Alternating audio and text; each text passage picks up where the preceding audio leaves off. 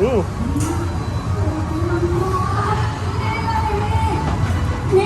その宝探しライトで白い水晶を照らしてみて。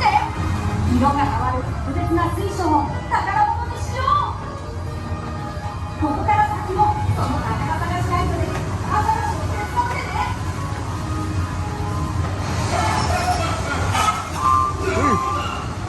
นี่ใครเนี่ย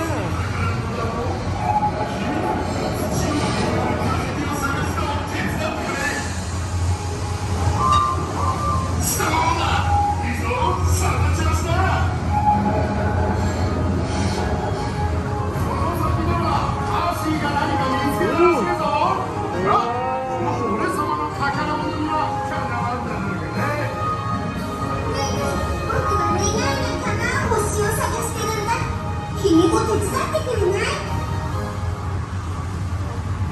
あ、ありがとう。とっても綺麗だね。ヒロが何か見つけたみたいだよ。やあ、このお花畑の中に美しい青い花を